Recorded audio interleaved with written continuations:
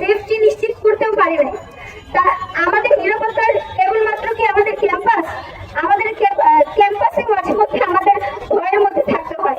তখন তো আমরা জানতাম যে আমাদের শত্রু আওয়ামী লীগ সরকার, ছাত্রলীগ, কিন্তু আমরা এখন আমাদের শত্রু আইডেন্টিফাই করতে পারছি না। আমরা এমন একটা ভীতিকর পরিস্থিতিতে, ভীতিকর পরিবেশে আছি যে রাস্তায় নামতেই দিনে দুপুরে আমাদের ভয় লাগে। যে এই ভয়ের রাষ্ট্র আমরা কোনোভাবেই চাইনি। আমরা চেয়েছিলাম যে বাংলাদেশে একটা বৈষম্যহীন সমাজের বৈষম্যহীন রাষ্ট্রে পরিণত হবে।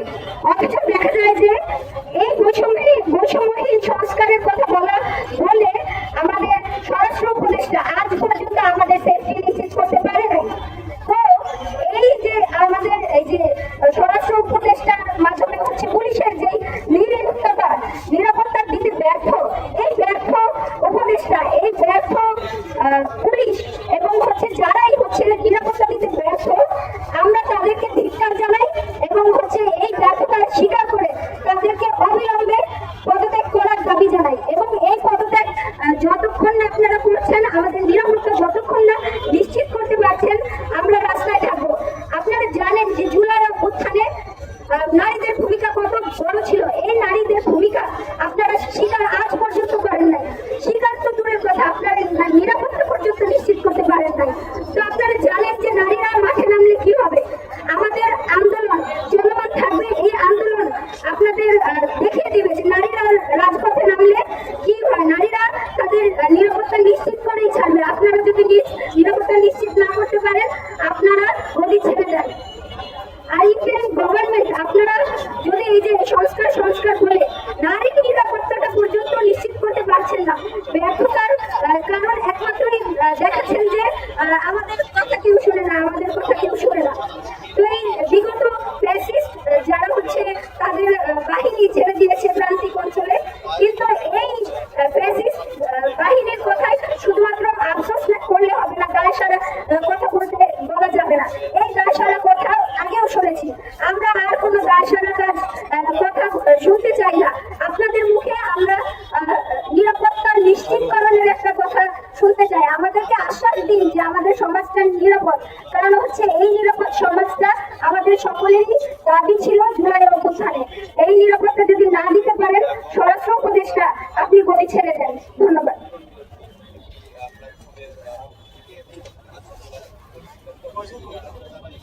আপনারা জানেন যে আপনারা দেখেছেন যে জুলাই গণঅভ্যুত্থান যা শুরু হয়েছিল কোটা বিরোধী আন্দোলনে, সেই প্রত্যেকটা আন্দোলনের মিছিলে সবার সামনের সারিতে মেয়েদের হাত থেকে মিছিলগুলো বের হয়ে আসতো। সেই আন্দোলনের যে জমায়েতগুলো হতো তার 50% হতো নারীরাই। অথচ এখন এসে দেখতে পাচ্ছি সে 50% চলবে। অথচ এখন এসে আমরা দেখতে পাচ্ছি সেই 50% যে অংশীদারিত্ব, সেই 50% জন্য যে সংস্কারগুলো হওয়ার কথা ছিল তার একটাও পালিত হচ্ছে না, একটাও গৃহীত হচ্ছে না। বন্ধুরা, আমাদের মাঝে এরপরে বক্তব্য রাখবেন চট্টগ্রাম বিশ্ববিদ্যালয়ের সেই গণঅভ্যুত্থান তার অন্যতম নেতৃত্বদানকারী নেত্রী এবং কিছুদিন আগে চট্টগ্রাম বিশ্ববিদ্যালয়ের বহিষ্কারিত যিনি এবং সম্পূর্ণ অবৈধভাবে অযৌক্তিকভাবে যিনি বহিষ্কারিত হয়েছেন, তিনি সুমাইয়া শিকদার।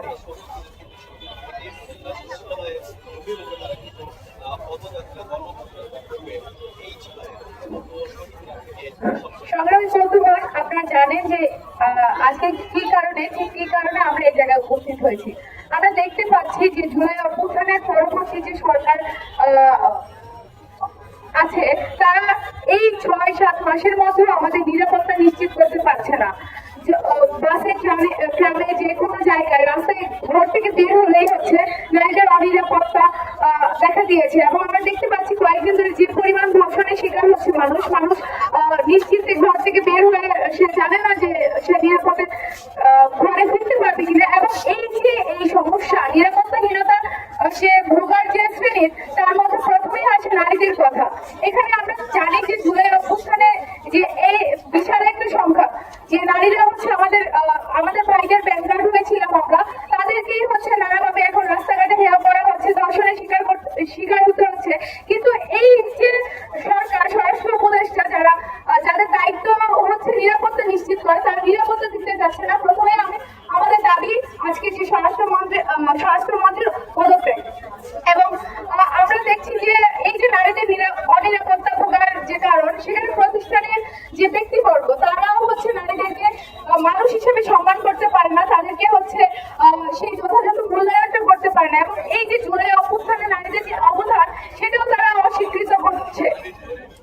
আপনারা জানেন যে চট্টগ্রাম বিশ্ববিদ্যালয়ে হচ্ছে 9 জন শিক্ষার্থীকে অন্যায়ভাবে 2 বছরে বহিষ্কার করা হয়েছে। এবং এই বহিষ্কারের যখন প্রতিবাদ করা হচ্ছে যে এটা অন্যায়ভাবে বহিষ্কার করা হয়েছে, তখন চট্টগ্রাম বিশ্ববিদ্যালয়ের প্রধান প্রক্টর এখানে মন্তব্য করেছেন, নারীদেরকে হানি সম্বোধন করে মন্তব্য করেছেন। এবং তিনি বলেছেন যে হানি ট্রিপি করে বিপ্লবীদেরও হচ্ছে তাদের মন্তব্য চেঞ্জ করছে। এই যে রেপিস্ট এবং পটেনশিয়াল রেপিস্ট, তাদের মধ্যে আমি আসলে কোনো পার্থক্য দেখি না।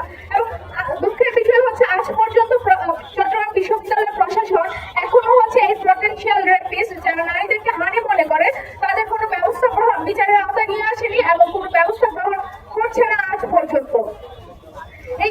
এই যে চারপাশে যে অনিরাপদ পরিবেশ, সেটা সৃষ্টি হচ্ছে যে সেটা যে উৎপত্তি স্থল, সেখানে যদি একটা সাহিত্য শাসিত বিশ্ববিদ্যালয়ের প্রক্টর জড়িত থাকে এবং তাদের যে মনোভাব, নারীর প্রতি তাদের যে মনোভাব, আমি মনে করি যে এই সব মনোভাব সম্পন্ন মানুষ এবং তাদের চারপাশে যারা আরো অশিক্ষিত আছে তারাই হচ্ছে এই রেপিস্টদেরকে সুযোগ করে দেয় সমাজে মুখ ফুলিয়ে বাঁচার জন্য। এবং যারা ধর্ষিত হয় তাদেরকে হচ্ছে সমাজে বাঁচার অধিকার তাদের কাছ থেকে কেড়ে নেয়। তা আমি এই যে নারী নিরাপত্তাহীনতা থেকে নারীদেরকে রক্ষা করার জন্য সরকারকে আহ্বান জানাচ্ছি, আপনারা অতি শীঘ্রই হচ্ছে ব্যবস্থা গ্রহণ করুন এবং স্বরাষ্ট্রমন্ত্রী পদত্যাগের মধ্য দিয়ে নতুন একজনকে নিয়ে আসা হোক, যিনি হচ্ছে তার দায়িত্ব পালনের সমর্থন হবে। ধন্যবাদ।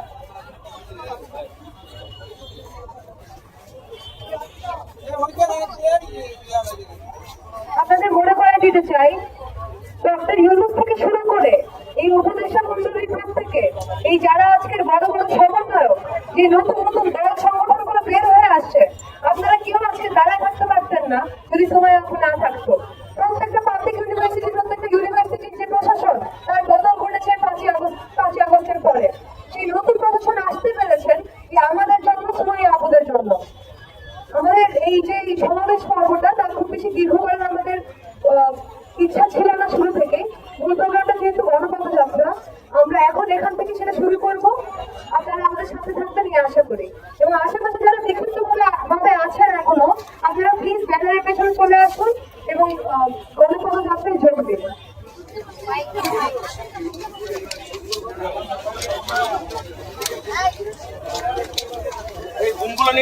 আমাদের এই গণপদযাত্রার রুলস কি আপনাদের জানিয়ে দিতে চাই।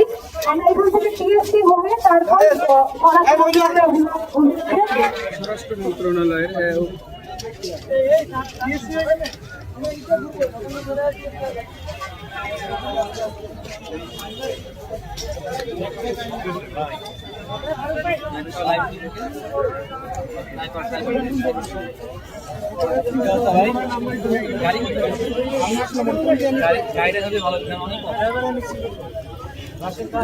সমাবেশ শেষে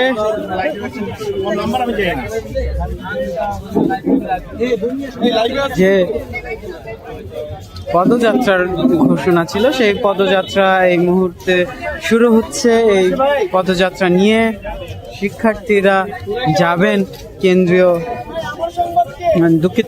এই পদযাত্রা নিয়ে যাবেন স্বরাষ্ট্র মন্ত্রণালয়, অর্থাৎ রাজধানীর সেগুনবাগিচার যে সচিবালয় আছে, সেই সচিবালয়ের উদ্দেশ্যে তারা রওনা হবেন। আমরা আপনাদের সাথে আবার যুক্ত হব এই পদযাত্রা নিয়ে। এতক্ষণ আমাদের সাথে থাকার জন্য ধন্যবাদ। দেখতে থাকুন, আমরা আপনাদের দেখানোর চেষ্টা করব এই ধর্ষণ বিরোধী যে পদযাত্রা তার সর্বশেষ।